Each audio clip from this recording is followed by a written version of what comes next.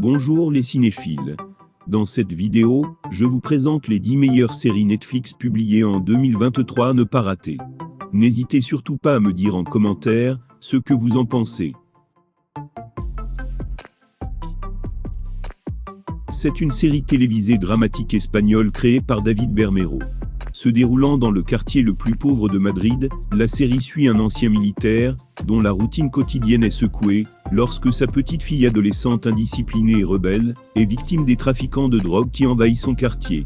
Bien que la série ne soit pas un chef-d'œuvre, elle remplit son objectif avec grâce, et son casting est tout simplement bon. Quand on la compare à des séries similaires, on voit que la façon dont chacun de ces épisodes se termine par un cliffhanger est tout simplement impressionnant. Une partie du jeu d'acteur est ringard, camp limite, mais le spectacle maintient un certain niveau de drame et de suspense qui obsède. Dans l'ensemble, cette série sait avoir l'intérêt de ses spectateurs. Dans cette série, un chef d'entreprise est poignardé à mort. Alors qu'il se meurt, son esprit est transporté dans son smartphone. L'objet est ensuite ramassé par un jeune homme sans emploi, qui devient ainsi son seul moyen de comprendre ce qui lui est arrivé. La série a littéralement tous les ingrédients pour être un spectacle fantastique. Le concept d'un homme qui disparaît et se retrouve piégé à l'intérieur d'un smartphone est tout simplement magnifique. De plus, la série a des personnages intéressants qui soutiennent tout son récit et crée un joli puzzle de personnes inattendues qui se réunissent pour résoudre un mystère. Les personnages secondaires sont également assez divertissants, et leurs histoires sont émouvantes, et donnent une belle tournure à l'histoire principale. Ce dernier est plein de suspense, mais également prévisible, le mystère principal reposant principalement sur la lutte pour le pouvoir et la dynamique des personnages plutôt que sur la création d'une nouvelle vision de l'histoire. Dans cette série mexicaine inspirée d'une histoire vraie, une détective apprend qu'elle a 2 vraies sœurs jumelles. Après cette surprenante découverte, la détective se lance dans une dangereuse recherche d'indices pour élucider son mystérieux passé. La série a un scénario riche en rebondissements et un très bon casting. Tous les acteurs jouent juste, sans excès, notamment l'actrice principale. On est aussitôt pris par l'histoire et on a envie d'enchaîner les épisodes sans délai. C'est donc une série accrocheuse, au dénouement prenant et renversant, qui s'intéresse aux thématiques auxquelles chacune des triplés est confrontée. Une recette qui plaît même, si on peut se plaindre d'une intrigue qui ressemble étrangement à celle de la série canadienne Orphan Black, qui elle joue avec des clones. Dans Invisible City, un agent de la police de l'environnement découvre un monde occulte d'entités mythologiques. Tout commence quand cet enquêteur établit un lien entre le cadavre d'un dauphin d'eau douce et la mort de sa femme. Ainsi, Invisible City est un mélange d'horreur, de fantaisie et de folklore brésilien, et aussi une très jolie mini-série qui transporte le spectateur dans une ambiance quasi onirique. Moody et atmosphérique, la série crée un monde réaliste où les créatures des contes populaires se sont adaptées avec succès à la vie dans les centres urbains de l'humanité, et dans certains cas non. Le mélange entre fantastique et enquête policière est parfaitement réussi, et le scénario captive jusqu'au final. De plus, la petite touche exotique brésilienne contribue à donner tout son charme à cette série vraiment très plaisante à suivre. Tous ces personnages sont joués par des acteurs aux performances convaincantes, avec des adaptations très habiles des légendes. Malheureusement, la série n'a que 2 saisons, ce qui est trop court pour vraiment explorer les histoires de certains personnages. Les effets spéciaux, évidemment plus simples qu'à Hollywood, fonctionnent parfaitement et sont sympas. Un agent du FBI se retrouve impliqué dans une vaste conspiration. Pour sauver la nation, il se lance dans une chasse à l'homme, afin d'arrêter une taupe russe, qui évolue dans les plus hautes sphères du gouvernement américain. Cette série est donc une série à suspense d'espionnage politique très palpitante et menée à 100 km/h. Le rythme soutenu est incontestablement son point fort, et c'est la raison pour laquelle les spectateurs vont au bout du dernier épisode. L'écriture et la réalisation sont également excellentes. On est dans le qualitatif, avec une histoire pleine d'imbrications et de sous-histoires parallèles, mais comme c'est bien mené à l'écran, tout reste compréhensible. Malheureusement, s'il y a bien un défaut global à la série, c'est qu'à de nombreuses reprises, on a la sensation de déjà-vu. La série manque un peu d'originalité et a puisé ses idées dans de nombreux autres films et séries d'espionnage. Comme ces idées sont exploitées, et assemblée avec talent, cela ne dérange pas trop. Tout est bien ficelé malgré quelques incohérences qui font quand même avancer la série. Au final, on a une série très dynamique, pleine de rebondissements qui va divertir à tous les coups, mais dont l'écriture néanmoins reste à parfaire.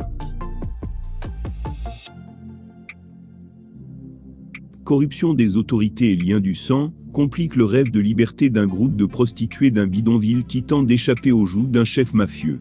Bref, vous l'avez compris, cette série offre un aperçu de la vie des corrompus, avec une intrigue qui lui donne une base solide. Remplie de moments d'action impeccables, et de moments éprouvants pour les nerfs, elle réalise une performance à couper le souffle. À première vue, elle semble n'être qu'une autre production à petit budget du cinéma nigérian, mais même dès le premier épisode, on peut dire que c'est différent. Du jeu d'acteurs, aux costumes, à la cinématographie, en passant par les dialogues, la série se sépare du reste.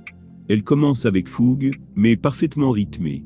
Le premier épisode nous donne un aperçu de ce qui est à venir, et les épisodes suivants aident à s'appuyer sur cela, pour comprendre l'intrigue.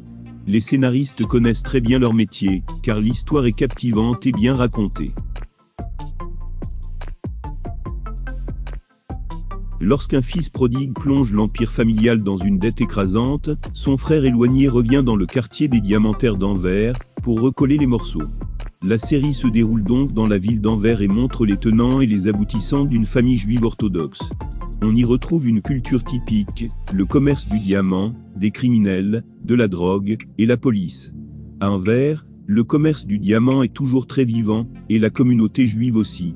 La série belge montre comment les choses se passent dans le quartier diamantaire, et dans la communauté juive. Elle brille principalement sur les détails de la vie des juifs hassidiques, de leur culture, et sur le lien qu'il y a avec le commerce du diamant.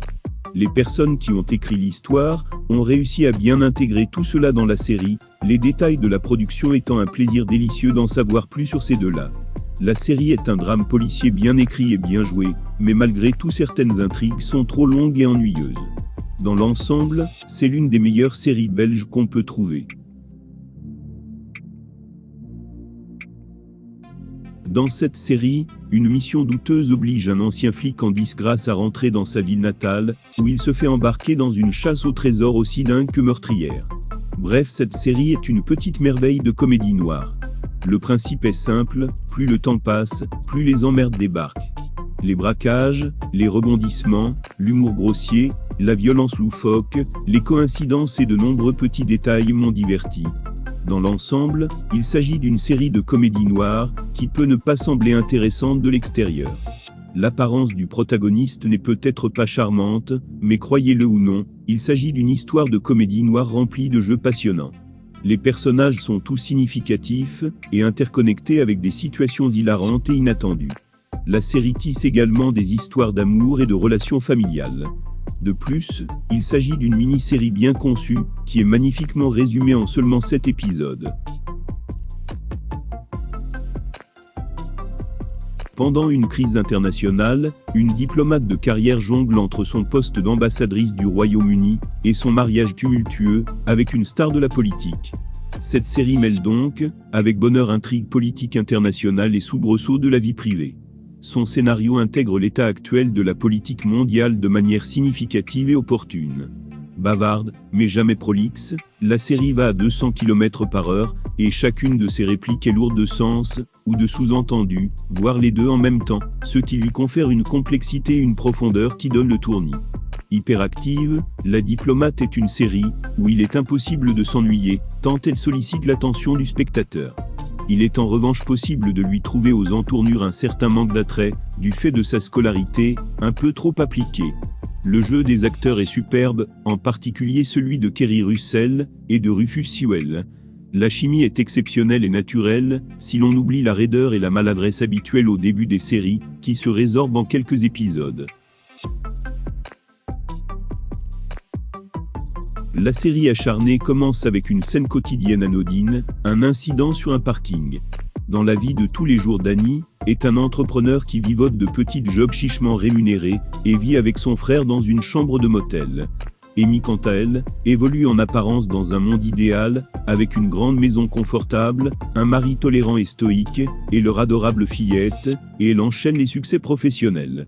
Tout cela en apparence seulement, car en réalité, la vie d'Amy explose. Un jour, Danny fait une marche arrière, avec son pick-up sans regarder dans le rétroviseur. Il a failli emboutir un beau SUV, tout rutilant.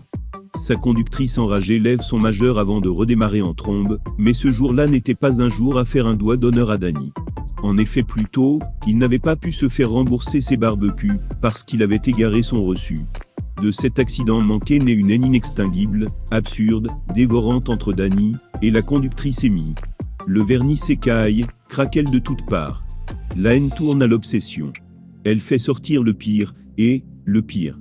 Danny et Amy rivalisent de coups tordus pour faire de la vie de l'autre un enfer.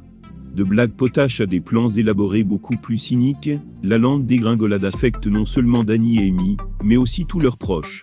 Ainsi la vie ne sera plus jamais la même pour les deux protagonistes, lancés dans cette irrationnelle vendetta.